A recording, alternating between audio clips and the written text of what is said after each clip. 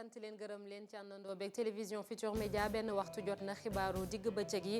bokk na ci njiiti réew mi Macky Sall ñu koy xaarandi ca Touba Mbacké tey jële ci ngoon mu di nag ab septième bu njëkk ginnaaw bañ ko falaatee ci bopp réew mi février ba léegi dinañ ci ànd ci kanam tuuti ak Mouhamed Jo Diop aar li ñu bokk fas yéene dajaloo ci mbedd bi samedi gi ñu dëgmal ca allée du centenaire mbootaay boobu leen nag duñu nangu benn yoon ñu terewaat leen lu ni mel li ñu bëgg kay mooy ñu teg ay daan ñi nga xamante ni dañ leen a tudd ci yorin wu bon ñeel lépp luy bàyyeekoo ci suuf si fii ci réew mi élection locale yi ñu koy waajal bu baax a baax daanaka juróomi weer képp moom moo ci des décembre lay doon caution beeg ni muy toll dinañ ko fixé tey jile jaarale ko ci ab arrêté ministériel waaye Valdiodio Ndiaye xam-xamam màcc ci wàllum élection ne nag bëri na ay ponk yu ñu lijjanteegul te faaw ñi ko seq ñëpp waxtaan ci ba juboom lii di drogue bu bëri bi ñu teg fële loxo ca diwaanu Port romb na benn tonne ci cocaïne ak li ci topp dinañ ci waxtaan ci kanam tuuti ak suñu gan di commissaire Cheikhna Keita moom moo jiite woon ay jamono OCRTIS di office bi ñu dénk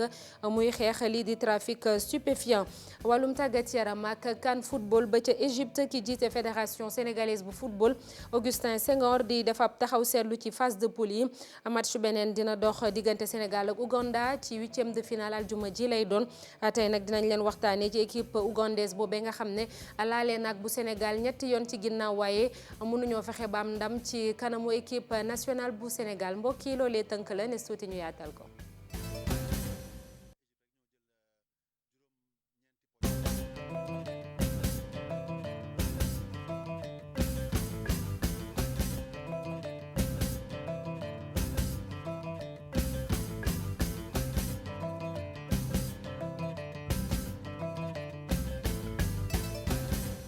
ginnaaw bañ leen nuyuwaatee ba noppi mbokk yi président Macky Sall tey di gontu ca diwaanu Touba Mbacké mu di ab ganam bu njëkk ginnaaw bañ ko tabaatee ci bopp réew mi ba léegi ñu ne nag moom ku mayul dina dem seeti ji kii di xalifa général kullu murid di Serigne Mountakha Bassirou Mbacké Mouhamed Jo Diop mi ngi ci ligne bi Mouhamed ñu ngi lay nuyu Mouhamed Jo Diop du ñàkk kon ci kanam tuuti dinañ àndaat ak moom mu leeral ñu ci ponk Mouhamed Jo Jo Diop allo. oui allo. Mouhamed Jo Diop ñu ngi lay nuyu. waaw soxna Naata ñoo ngi lay fay. waaw kon yéen a ngi xaarandi foofu noonu njiitu réew mi Macky Sall ca diwaan wu tedd wi lan lañ mën a jàppaat ginnaaw bi ñu seetloo wala boog sax bi ñu déggee ni dina dem gise ji ak kii di xalif général bi. Naata ni nga ko waxee noonu la njiitu réew mi président Macky Sall ñoo ngi koy xaar ci diwaan bu Touba tey ci ngoon. ñeenti weer nag gannaaw visitam bu njëkk bi nga xamee ne amaloon na ko ci biir campagne électorale bi ndax ci fàttali président Macky Sall candidat ci élection présidentielle yi ñu weesu ñëwoon na ubbee campagne am ci département bu Mbacké waaye ñëw ci xalif général des Mourides mu ñaanal ko ngir mu tàmbali li nga xam ne mooy campagne am naturellement kon lay ñëwaat 4 mois après ngir ñëw ngir sant ko gërëm ko ci ñaan yi nga xam ne kon ñaanaloon na ko ba mu amaat ndam ci bopp réew mi ci février 2019 fa waaye naata ci visite présidentielle bi mën nañ ci jàpp également contexte bi nga xamee moom lay amee di contexte boo xam ne coowal pétrole ak gaz fës na si lool ñu njort ne également xalif général des Mourides président Macky Sall dina sàkkuwaat ci moom ay ñaan ngir mu yëkkati ko également réew mi mën a am dal ngir ñu mën a am jàmm waaye nag visite bi xalif général des Mourides da cee bëgg a profité également ngir lancer waale message am ndax am na ab fatwa boo xam ne génne na ko muy ab document boo xam ne le 24 juin 2019 la ko signé waaye tey la ko bëggoon fësal mu fuité ci réseaux sociaux yi ni ki démb xalif général des Mourides bëgg na ko présenté wax ko également yéene bi nga xamee ne am na ko ci dëkk bi ngir tere yi mu fi am bëgg président Macky Sall jàppale ko ci waaye également dignitaires religieux yi nga xam ne ñoo nekk ci diwaan bu Touba bi ñu jàppale ko ci bu baax a baax ba tax na loolu sax woo na leen ñoom ñëpp ngir ñëw ci résidence Khadim Rassoul muy képp koo xam ne dignitaire religieux nga nekk ci diwaan bu Touba ngir ñu ñëw fekkee si ndaje mi loolu daal lañ mën a gum jàpp sonn naata en attendant président ñëw ci ngoon si waxtaan ak ki nga xam ne mooy xalif bi ziar également fi nga xam ne moom bërëbu Serigne Touba bi bu ko defee mu mën a delluwaat ci diwaan mu Dakar ci ngoon si incha allah. jërëjëf Mouhamed Jo Diop li nga junj sànq muy coowul pétrole bi tax na ba mbootaay bi di aar li ñu bokk ne samedi bi ñu dëgmal nag dinañ wàccaat ci mbedd bi daal di dajaloo ci allée du centenaire du ñu nangu beneenu tere ni ñu ko defee woon aljuma jële weesu ña ca bokk ñëpp li ñu bëgg mooy ñu teg ay daan wala laata loolu sax yóbbu ci yoon képp ku ñu tuumal ni dangaa dugal sa loxo ci yorin wut bon boobee ñuy njortu ci pétrole bi rawatina ak gaz bi tey ji lañ doon jàkkaarloog taskatu xabaar yi Maguette Souaré Diallo Faraba. xeex ngir delloo Sénégal li mu moom kuréel aar li ñu bokk mi ngi koy wéyal ànd si ak membre plateforme yi nekk ci région yi dinañ amal doxu ñaxtu ni ki samedi bi ñuy dëgmal. aar li ñu bokk dina amal ñeenteelu manifestation wam samedi bii di ñëw juróom benn fan ci weeru sulet diggante tisbaar ak timis ci allée du centenaire fële ca rond-point bi nekk wetu rue 25 ñu ngi woo askanu Sénégal ci sëpp ci ndaje boobu ndaje bi nga xam ne ndaje jàmm la ndaje boo xam ne bëgg nañ mag ak ndaw góor ak jigéen ñépp ñëw fekkee ko ndaxte kat ca ndaje boobu aar li nu bokk dina jox kàddu gi askanu Sénégal. Guy Marius Sagna ak ay ñoñam ñu ngi prévenir duñu nangu bi la yoon seen rassemblement autorité yi daal di koy bañ. aar li nu bokk nag mu ngi fàttali préfet bu Dakar ak bépp préfet boo xam ne mën na am taxawaayu préfet bu Ndakaaru ne ñun aar li ñu bokk du ñu nangu bépp dogal boo xam ne day tere suñu manifestation bu samedi duñ ko nangu tey duñ ko nangu ëllëg moo xam fu muy munti jëlee lay pour tere ko waaye mu tere ko dinañ manifester samedi mu nangu ko dinañ manifester samedi ñu ngi koy artu lépp li nga xam ne moo nar a xew samedi Sénégal na xam ne àddina si sépp na xam ne amul benn responsable lu dul préfet bu Ndakaaru. ci boobu la doxu ñaxtu dinañ jox kàddu gi Sénégalais yi aar li ñu bokk mu ngi laaj itam ay daan ci kaw ñi mu jàppee ni ñoo amal gestion bu jaarul yoon ci lu jëm ci wàllum pétrole ak gaz bi. démb ca jam ñaajo benn ndaje amoon na fa xool naka la ñuy doxalee loi boobule aju ci lépp lu jóge ci wàllum hydrocarbure muy pétrole wala gaz ak ni ñu koy yoree ci réew mi président Macky Sall doon jéem a dalal xel yi ne daal li mu bëgg mooy sàmm askan wi rawatina ci li ñuy xool ci yeneen réew yi nga xam ne dañuy am pétrole te ñuy dund ci ay jafe-jafe Abdoul Mbaye daal dina koy tontu moom mi nekkoon jëwriñ bu njëkk jiite acte moom nag jàpp na ni loolee ngir ñu doxal ko dafay fekk ni ñi jiite réew mi jël askan wi jox leen li ñu moom maanaam bañ a jël pétrole boobule ngaar daajoo ko moom ko ñoom dong Abdoul Mbaye ñu déglu ko ci micro Mouhamed Samb. gis nga ayum pétrole mi ngi jógee ci ni nga koy doxalee bu fekkee ne jël nga li ñépp moom nga aakimoo ko yóbbu ko sa biir kër yow sa rakk sa doom ngeen bëgg ko aakimoo mais loolu malédiction del daal di ñëw malédiction pétrole amul de malédiction mi ngi jógee ci naka la ñuy doxalee pétrole boo xam ne bi ñépp a ko bokk am ñu jóg ne ñun dañ koy aakimoo wàllu bokk wàll bi ci ëpp ñun ñoo koy moom bàyyi yoon teggi yoon uti ji ay saay-saay bitim réew jox leen ci wàll jël seen bos loolooy indi malédiction du pétrole. président ak ñi mu àndal bëgguñu ñu waxati lu jëm ci démb ndax démb diis na lool ci ñoom ndax jëf nañu loo xam ne kenn mësu ko gis te mës nañ ko gis sax ci ay yeneen yi dëkk Afrique waaye yaakaaroon nañ ne du amati waaye am na fii ci Sénégal. ñoom parti politique yi am na leneen lu ñu war a sóobu muy élection locale benn fan ci weeru décembre 2019 lay doon juróomi weer képp moom moo ci des tey jii nag la ministre de l'intérieur fas yéene génne benn arrêté ngir xool lan mooy doon caution bi ci ab tolluwaay waaye ginnaaw loolu nag bëri na ay ponk yoo xam ne jubooguñ ci ba léegi lu ci mel ni wàllum parrainage bi am nañu ko nanguwul ak lii di xoolaat liste électorale yi moom mooy gis-gisu expert électoral bi di Valdiodio Ndiaye mu cay dolli ni faaw nag pàcc yi ko séq yépp toog waxtaan juboo ba du am benn rëq-rëq Faty Dieng ak Gervais Yaw. benn fan ci weeru décembre di bés bi ñu jàpp ngir amal jongante ñu gën ko xam ci élection locale ndax mënees naa amal élection yi ci bés boo bile Valdiodio Ndiaye duñu fàttali li des ci liggéey bi lu ci mel ni càmbaraat liste yi. prévision exceptionnelle des listes électorales defaguñ ko jamono ji buñ ko naree def dañ koy def ci diir bu gàtt bu boobaa citoyens sénégalais yu bëri dinañ leen laisser en rade loolu dafay poser un problème de l'égalité des citoyens devant la loi bu ñu tegee caution bi arrêté aussi modalité de parrainage parce que ñooy ànd bu ñu ko fixé léegi kii dem wuti parrainage da koy def ci fichier wu élection présidentielle alors que ñu ngi dem ci élection locale élection bu nekk dañu ne loi bi dafa wax lu leer ne élection bu jot dañuy def révision exceptionnelle des listes bu ñu deful révision exceptionnelle ni ñu ko sénégalais xam nañ ne élection locale boo amee 18 ans mun nga nekk candidat alors candidat yi tey dañ leen di fàtte ci système de parrainage yooyu yëpp c'est des questions de fond. beneen mbir itam bu ñu ci waxtaanee muy wàllu parrainage. ministre bi loi bi daf ko tënk c'est-à-dire bu defee arrêté bi day joxaale modèle lu fiche parrainage yeeg yooyu. mais normalement après gars yi dañ ko nar a jël ñi bëgg nekk candidat yëpp muy maanaam entité indépendante yi parti politique yi coalition yi dem ci gox-goxaan yi pour wuti parrainage gox yi ñu bëgg a compétir mooy maanaam 557 communes yi ak 45 départements yi fi ñu bëgg a compétir ñu dem wuti parrainage mais maintenant bu ñuy dem wuti parrainage dañuy déjà bu ñu ko commencé le 3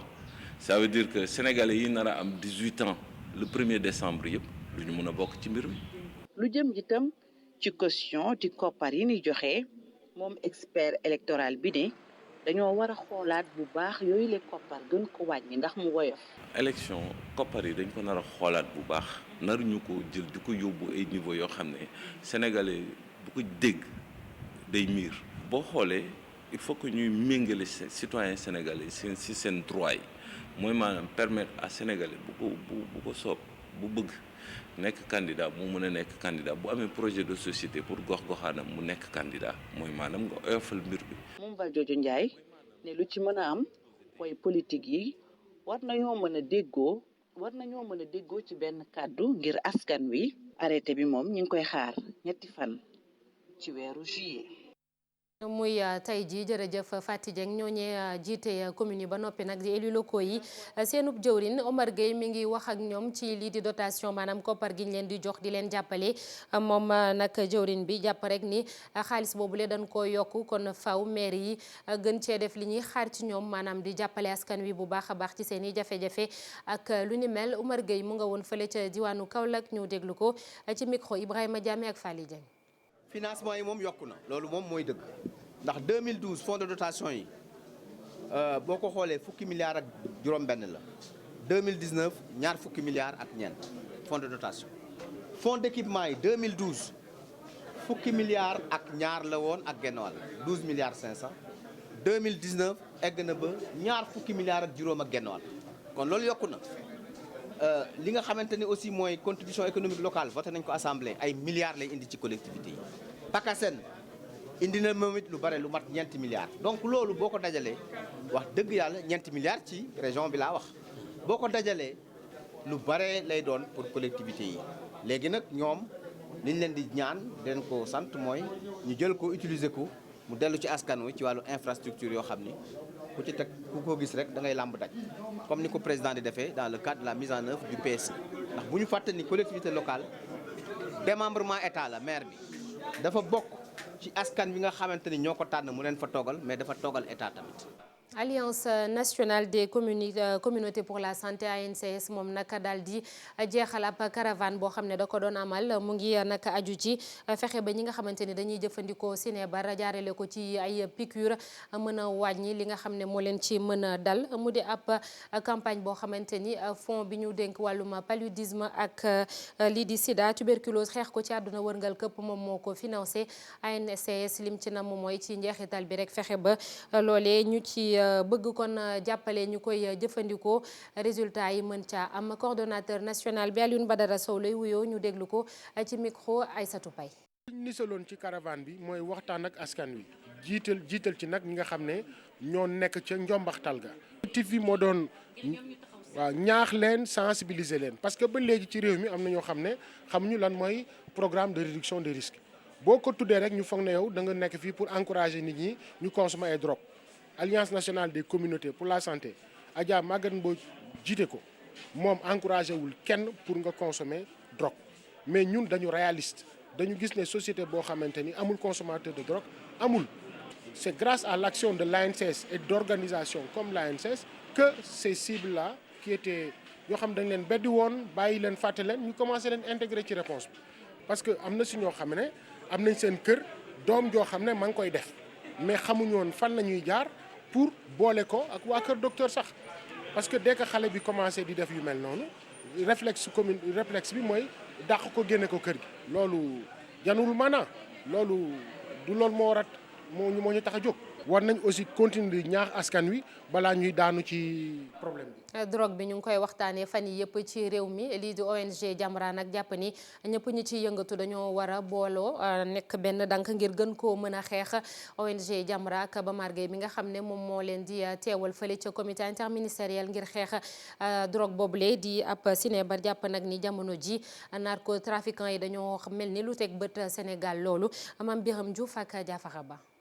ak drogue yi nga xam ne nag ci jamono ji ñu ngi koy wax te sax ñu teg ci loxo rawatina cocaïne nga xam ne nii kon gis nañ ko ca port bu Dakar loolee ka teewal ONG Jamra ci biir comité interministériel bi xeex lépp lu ñeel drogue moom nag di ko ñaawlu di ko mettitlu muy wax nag ni am na lu bëri lu waral lu ni mel. dañu songee fu ne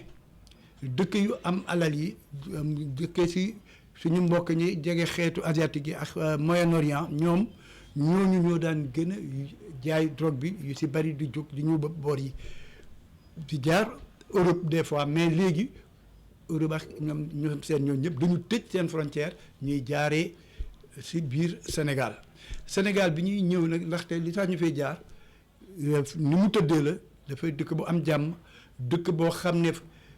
taaroom si yàlla li mu ñu may ñu nekk bakkanu Afrique maanaam sooy ñëw Afrique moom ngay jëkk a jot mais dëkk yi ñu wërit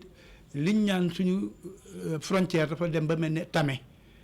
ku ne fu la neex jaar. waaye loolu taxul capitale bii de Dakar doon plaque tournante mbala sa ab plateforme buñ ko mën a tuddee jëm ci mbirum drogue. Dakar yoon la boo xam ne drogue bu bare nga fay jaar te fu leen di jaar foog mu am ruusit boobu si la ñuy fay ñenn ñi leen di jàppale wala ñi leen di gunge ruusit boobu la ñuy am ñenn ñi di jël di ko jaayaat liñ ñaan plateforme si xam-xamu saytu mbir moomu war na doon foo xam ne ki nga xam ne ña fa ne di jaay drogue bi si Sénégal ay narcotrafiquants Sénégal yi dëkk bu mu dem dañuy dem ba am kàddu am sañ-sañ si prix ba ñuy jaayee wala mu jaar fa ñu ne lii na ngeen fi wàcc nangam ak nangam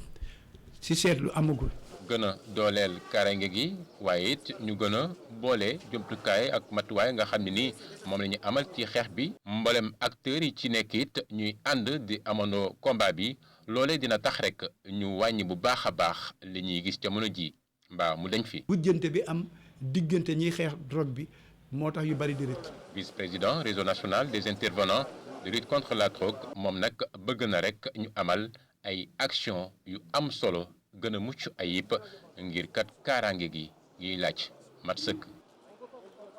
jërëjëf Mame Birame Diouf ci loolu lee du ñàkk kon suñu invité di commissaire Cheikhna Keita ci kanam tuuti ñu ànd ak ceeg moom waxtaan ci moom nag dafa may jafe-jafe rek ngir daal di egsi fii ci kanam du ñàkk kon xaj na balaa ñuy tàggatoo ñu waxtaan ceeg moom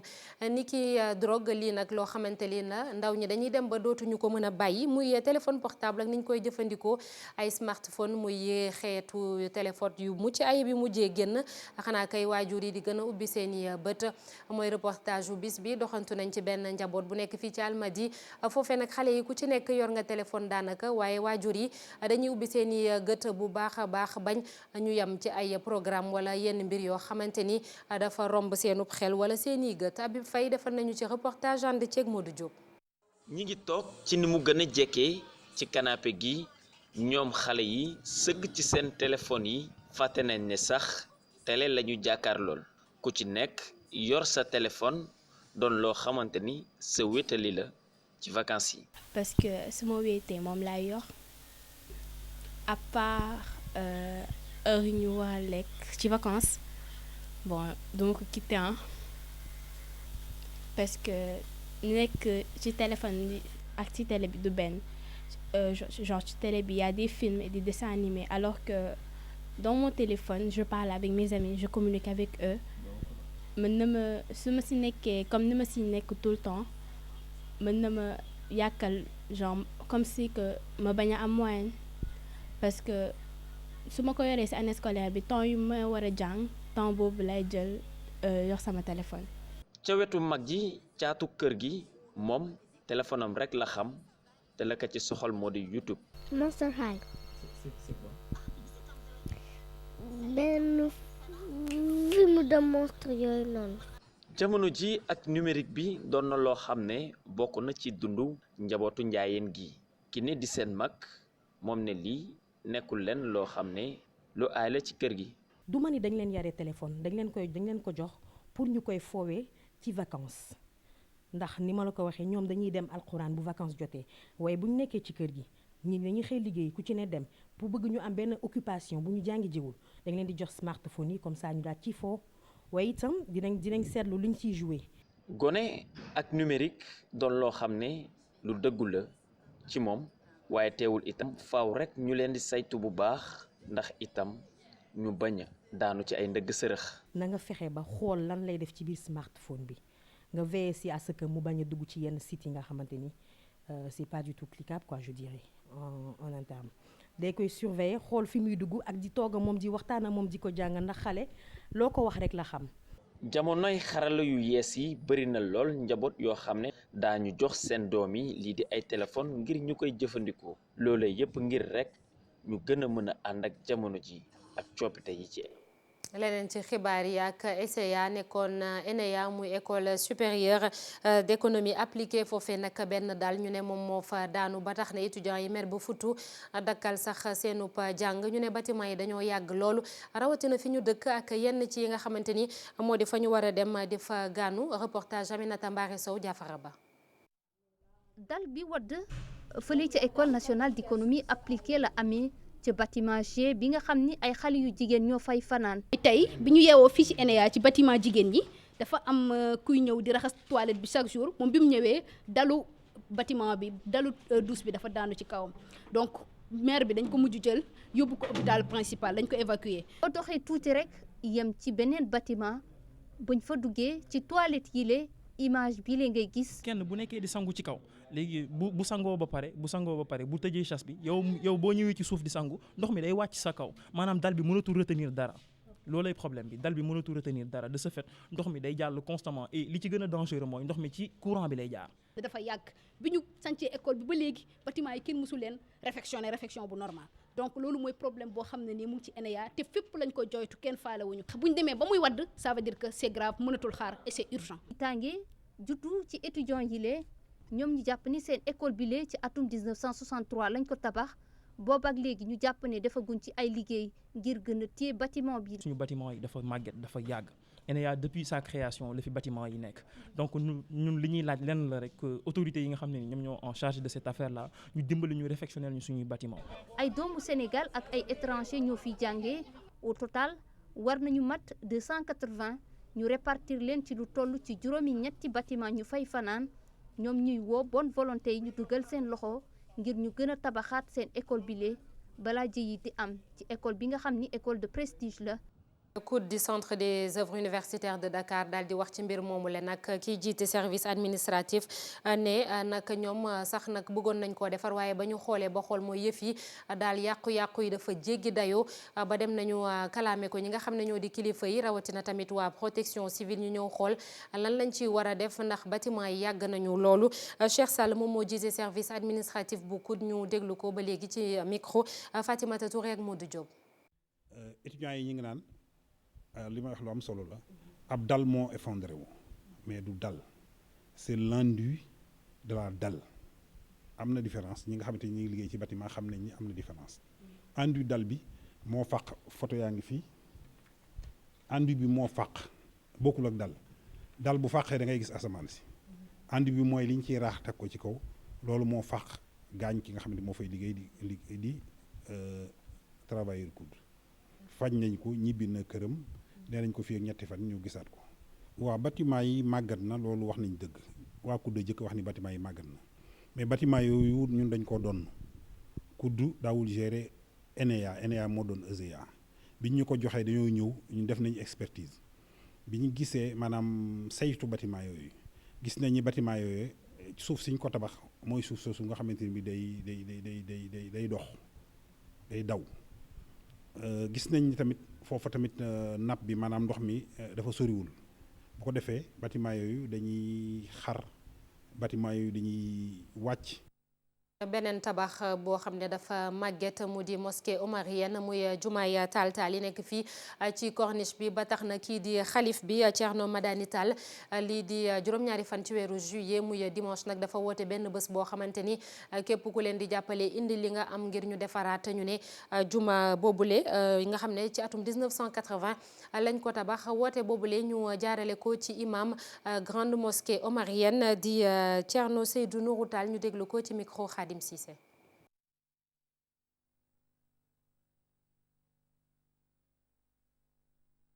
ñu ànd ak moom ñu wëy rek wax ba léegi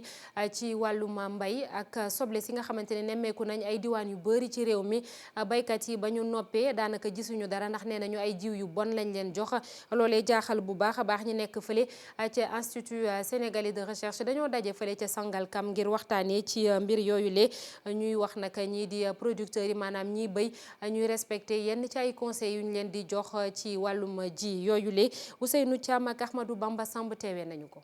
nees fexe ba wàññi li nga xam ne lii moom mooy yàqu ci meññeef yi tukkee ci lii di mbéyum dër mi rawatina lii di soble mooy mébétub lël bi nga xam ne bii nag moom moo dajale ñii di producteurs yi ak techniciens yi nekk ci ISRA fii ci Sangalkam. ñun dañu gis ni que Sénégal fii surtout bu ñu bayee ba pare parce que genn wàll gi dafa yàqu muy mango muy tamaate muy soble surtout soble bi nag dafa fës lool ak yeneen mbay meññiteef yi am fii yëpp day lu bari da ci yàqu donc léegi ñu ni balaa nga naan damaa yokk mbay mi damay yokk rendement yi damay yokk production bi li nga jëkk a def mooy da ngay wàññi yàqu-yàqu yi donc boo ko wàññee ba pare après nga xam ne loolu aussi day contribuer ci augmentation production bi donc loolu mooy objectif atelier bi. ngir fexe nag ba lii di mbéy moomu mën a jaar ci yoon te du am benn yàqute nag ñii di technicien ISRA yi di ñaan ñii di producteurs yi ñu respecté lu jëm ci lii di fiche technique yi ñu leen di jox. techniciens yi fiche technique bi nga xam ne moom lañ leen di jox nañ koy jëfandikoo. bi ñu ko jëfandikoo pare nag léegi daañu gis ni que am nañu récolte boo xam ne qualité la donc balaa nga mën a denc dara nag day fekk mu nekk qualité nga door koy mën a denc mais balaa nga naan ne fa il faut nga produire qualité ba pare door a wax ni damay denc comme ça bu prix wàññeekoo ma denc ko ba prix bi xaw a yokku tuuti ma gën ko mën a génne jaay ko. ci kàdduy technicien ISRA yi bu fekkee nag lii di technique culturelle yi ñii di producteurs yi respecté nañ ko Sénégal dina mën a wéyal boppam ci wàllu soble wàññi tamit li nga xam ne lii moom lay jëggaani. ndawal vétérinaire yi nekk fële ca diwaanu Ndar Géej nag dañoo amal ay bés consultation gratuite maanaam di xool mala yi ndax amuñu ay jàngoro liñ ci gis nag mooy bëri na mala yoo xamante ne liñ leen di teg antanuñ ko lu ci mel ni ay fas mbaam ak lu ni mel ak yeneenu xeetu jàngoro ci ay ginaar lapin wala sax ay xaj muy ñi yar ci biir kër yi mbootaay boobule ëmb vétérinaire yu ndaw yi nag di ñaax kilifa yi ñu gën leen jàppale ci seen liggéey boobule ndax yenn saa yi dañuy ñàkk ay jumtukaay. Ibrahima Ndour bokk ci amical bi ci micro Ousseynou Diop ak Habib Seck. gën a bari daanaka mooy garabu feebaru saan ndax parasitisme moom day ñëw souvent ci animaux yi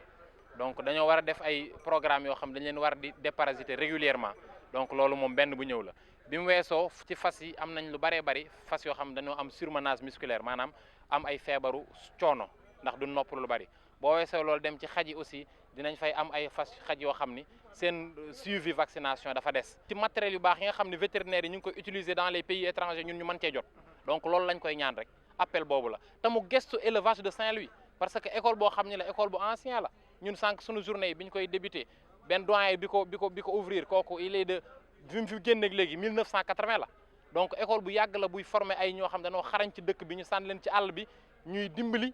éleveurs yi donc ñun dañoo war a gestuwaat dimbali ñu ci biir école bi dimbali ñu ci biir tamit bu ñu génnee pour ñu mën a dem jàngiwaat mën a am matériel ba na mettre en place ay cliniques yu mag di faj carrément comme ni ñu war a faj. ñu ngi leen ko doon wax sànq mosquée omarienne dafa am ay jafe-jafe ndax tabax bi dafa xaw a yàgg naam atum 1980 lañ ko tabax ba léegi ba tax na kii di xalif bi Thierno Madani Tall di woote bésub wàllu mu di juróom-ñaari fan ci weeru juillet bi journée de collecte ngir dajale koom yi ñu soxla ngir defaraat juma boobule woote bi ñu jaarale ko ci imam bu grande mosquée bi Thierno Seydou Nourou Tall lay wuyoo ay kàddoom Khadim Cissé moo ko taataan. depuis ñoom Thierno Seydou bu mu génnee àdduna en 81 association bi fi nekkoon ñu taxawee defar jumaa ji woowoon nañ ci àdduna yëpp ku nekk defoon na ci loxoom ba fi mu toll mais bi mu malheureusement jumaa ji toog na lu yàgg continuer wuñ ko buñ koy continuer tamit saytu wuñ ko nu mu waree dañ ñëw rek continuer ko mu jeex moo tax nag am na ay séquelles yu ci am yàqu-yàqu yu ci am léegi la commencé feeñ jumaa ji ñu ngi ko ubbi 2008 ba léegi 10 ans commencé na am ay yëg nañ ko léegi nag Thierno ne dina taxaw woo jullit yëpp munoon nañu seet benn jaamu yàlla rek mu def ci mais comme ni Thierno doon waxee bugga nañu ku nekk def ci loxoom dugal ci loxoom ndax su kër néegu yàlla benn la ci àdduna mooy juma ñu ngi ciy woo jullit yëpp fu ñu munta nekk ñu ñëw daje ci le 7 la ñu woote journée bi yëpp ci loolu la ñuy nekk fii ci rawda bi képp koo xamee ne dégg nga ko na nga ko jottali ku ko déggul kon woote bi jàmm la woote jàmm la bugga nañu ku nekk dugal ci dërëmam même soo ci sa dërëm soo ko ci dugalee di nga am yoolu ku tabaxal yàlla jàkk.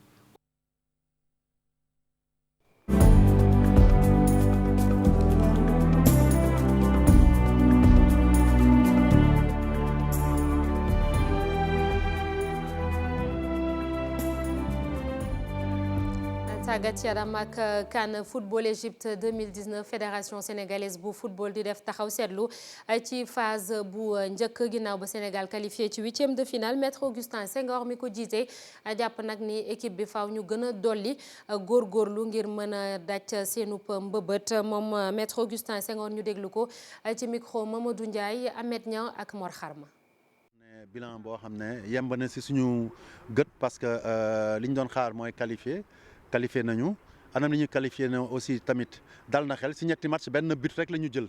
boo xoolee benn match la ñu ñàkk muy ki nga xam ne moo ñu waroon mën gagner ci groupe bi muy Algérie parce que Algérie tamit am nañu ay joueurs yoo xam ne ay kàngam lañu am nañu collectif boo xoolee seen équipe ci ñetti match yëpp li mu wone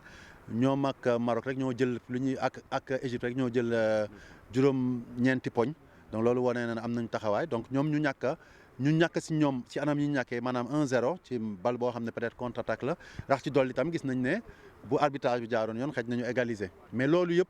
waruñu ko laam-laamee li ñuy am jàngat rek mooy ne léeg-léeg baax na nga teel a ñàkk ci conditions yi pour mu mën la jëriñ ci ëllëg si gis nañ démb ba jëriñ nañu suñu joué dañu dugg ak détermination mais aussi ak concentration ak maanaam dal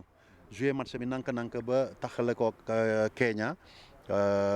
bu weesoo loolu defe naa Ouganda tamit du ñu bett am nañ yaakaar ne équipe bi jàngat na première phase bi te dinañu jëriñ te dina gën a yomb ci ñun ci suñu yaakaar xanaa ci yeneen phase yi ñëw. moom Augustin Senghor wax na tam ci gaañu bu Edouard Mendy nekk gardien de but bi nee na yaakaar tas na naam sax waaye mën nañoo teg beneen yaakaar ci ñaari gardien de but yeneen yi mu di Alfred Gomis ak Abdoulaye Diallo. ci wàllum kan boobule ba léegi xam ngeen ni Sénégal ci 8e de finale Ouganda lay dajel aljuma ji ñu dëgmal. Ouganda nag nekk benn équipe boo xam ne ci yeeslu la nekk ñeenti at yu weesu yi yëpp te ci Égypte ñu ngi fay def ay jaloore mën nañ koo tuddee noonu. daje nañu ak Sénégal ñetti yoon waaye mësuñoo am ndam ci kanamu gaynde yooyu le Cheikh Sadibou Diarra. ku kenn xaarul woon la Sénégal di dajel ci 8e de finale CAN 2019 bi mu di Ouganda mi bette ci premier tour bi ci seen juróom-ñaareelu bokk ci Coupe d'Afrique ñi ñuy dippee Cranes ràññeeku nañ bu baax ak seen puissance ak seen football di attaqué ci njiitalu seen sélectionneur français bii di Sébastien de Sabre Ouganda yi ñoo jël ñaareelu place seen groupe mu may leen ñu romb premier tour bi guléet ginnaaw seen place ci final CAN atum 1978 ci seen ñetti jongante yi am nañ ci benn ndam benn tembo ak benn nërmeelu sonnal bu baax ñi ni doon jonganteel wante doomu Uganda yi wane nañ tamit jafe-jafe dugal ay but yu bëri ak bañ a jël but ñett lañu dugal encaisse lu ni toll. Uganda mi ñu mën a jàpp ni réussir na Coupe d'Afrique am ba noppi amul li muy ñàkk ci 8e de finale bi seen diggante ak Sénégal laataa seen jongante bi ajuma bi ñu jëm ñaari sélection yi dajeegum na ñetti yoon ñaar nekkoon ci ay match officiel ci éliminatoire coupe du monde 2014 bi gaynde yi dañoo jëlee woon tembo ku nekk am benn but ca Uganda laataa ñuy am ndam benn bal ci dara fii ci Ndakaaru atum 2017 ñu dajewaat ci match amical ñu tembo kenn dugalul dara loolu firndeel ni diggante Sénégal ak Uganda gaynde yi ñoo jiitoogum. jërëjëf Cheikh Sadibou Diarra muy match bu ngeen mën a am en direct kon ci rajo Futur Média ñu egg seeg yéen ci ponk bu mujj li ci yéene kaay yeeg Mamadou Mohamed Ndiaye. ngeen jëf du ma nangu kenn di def lenn lu yàq ressources naturelles yi ci réew mi président Macky Sall moo wax loolee wax ji mi ngi ci page 6 bu l'Observateur ubbil yéenekaay bi ci am ndaje mu ñu doon amal démb ca centre conférence Abdou Diouf ba ca Diamniadio doon fa waxtaane lii di loi contenu local gestion ressources naturelles fa la ko xamle Direct Info dëggal xibaar bi ci xëtamu njëkk di ñu wax ne lu soxal mbirum pétrole be gaz bi ci réewum Sénégal jiit réewum Sénégal di Macky Sall ma nga cee dalal xel ya nee na lu dul ak leerange maanaam transparence soxlawu ko ci biral na feet yéene ju mu am ngir réew yi nga xamante ne ji pétrole dafa feeñ mu jural leen ay larange Sénégal bañ a bokk ci réew yooyee kuréel gii di COS Petrogaz journal bi ne ñu njiit réew mi Macky Sall nee na ubbil na ko ñi fara ci opposition bi ngir ku ci amee xalaat ñëw joxe ko Soleil national joxata mu njëkk président national lorange yi nga xam ne pétrole jur na ko ci yenn réew yu bari yu mu feeñ njiit réew mi Macky Sall nee na loolee bëggul Sénégal bokk ci lu aju ci loi contenu local président ne dinañu ko appliquer ci lu yàggatul dara anki dina kay nañu du loolee rek la Macky Sall wax démb ca ndajama jaare na ca waxaale ay dëggam wax na ba ne ak nité sax dafa mayewul ñu yegg ci yenn yi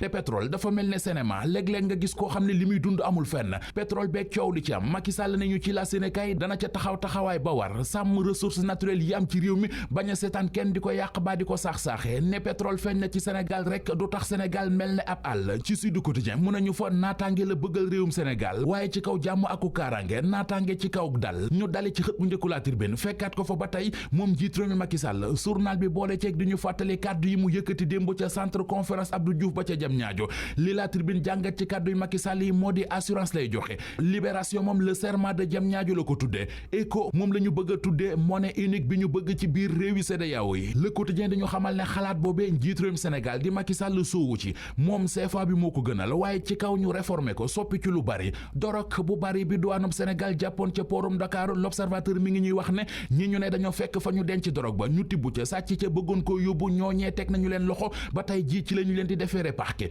L'Observateur nañu ñett lañu benn waay bu sant Coor ku sant Bari ak keneen ku sant Ba am na it juróom-ñaari expert yu Interpol yoo xam ne ñoo ngi Ndakaaru ngir war a enquête ba xam 1036 kilos cocaïne yi ñu jàpp ana fan la jóge ak it fan la jëmoon Vox Populi nañu réewum Angola mi ñu naan watay Renault yu ñu fekk drogue bi ñoo ko moom ñoom weddi nañu ko ba mu set wecc nee nañu seen yoon newul ci drogue bi Libération xëy ñu baaxe ay xibaar ci jëkkër ak jabar maanaam couple bi doon convoyé drogue bi ay doomi Allemagne lañu doomi Sénégal bii di Khalifa Ababacar Sall Les Échos nee nañu jaabanteem ak jaabaytoom ca yoon ba léegi jeexagul fukki fan ak benn ci weeru sulet gi ñu nekk war naa dem ca Cour suprême fukki fan ak juróom benn ci weeru sulet ba tey mu delluwaat fa yu mu fa kalaame ji woon moo ki awakam loolee la Cour suprême war a lijjanti la am ca IPRES bu ñu ko lijjantiwul source a nee nañu du baax yéenekaay bi dem na ba di ñu wax ne fii ak weeru décembre retraité yi bu ñu fayee ko seeni pension ci yàlla la bu ñu moytuwul xaalis bu ñu fayee pension yi dina leen tëtic la am ca IPRES yéenekaay bi nañu ku ko wax àdduna lank la ne dogal ba ñu jëloon 2014 ba ñuy soog a def racine ci PCA bu IPRES ne léegi pension yi par weer la ñu koy fay loolee moo dugal IPRES ci ay jafe-jafe yu rëy ñu ne déet na waay ñu dëkkee ay dépenses de prestige yu dul jeex ci IPRES di foowee xaalis IPRES ba ay médicaments amatul ci IPRES la am léegi ci IPRES moo di ay recrutement politique ay nit yu dul jeex la ñu fa recruter te lépp ci politique la lale li tëj wax ji nag source waa nañu mooy racine si mi ñu ne mooy PCA bu IPRES wala balatul ca kër ga mandaam jeex na depuis 2017 ñu bàyyi ko fa nañu ko fa bàyyi ñu it ca dem ci l'observateur xooli sabar gi ñu doon wax naan dañu ko organiser woon ca Touba ubbil yéenekaay bi l'observateur mi ngi ñuy wax mbir yaag na mu demee yëpp journal bi nañu guddik ñaar fukki fan ak benn ci weeru juin jàpp ñaar fukki fan ak ñaar ci weeru juin ci la mbiri xewe woon ma nga xewee ca kër Serigne Mouhamadan Mbacke moom Serigne Abdoul Ahad Mbacke ga nekk ca quartier HLM soxna Maam Asta Mbacke moom Serigne Mouhamadan Mbacke la ñu doon takk benn transitaire bu ñu naan Serigne Bassirou Mor Mbacke moo ko doon takk bi kilifa yi daje maye ba noppi ca la Mbacke yu jigéen ñi daje ca kër ga ca ñoom ñu ràññee ca Maam Faati Mbacke moom Serigne Sidi Abdoul Ahad Mbacke moo fa woo ay bongoman ñu nekk ca kër ga di sabaru benn waay bu ñu naan Saliou Ndiaye moo ko filmé dugal ko ci internet bi fa la coow la jollee. jërëjëf Mamadou Mouhamed Ndiaye sant ko gërëm ko ak yéen itam ñi àndoon ak ñun 19h30 incha allah rédaction bu TFM dina fi ñëw yaatalal leen yeneen xibaar ci leen ñaanal ngeen yendoog jàmm.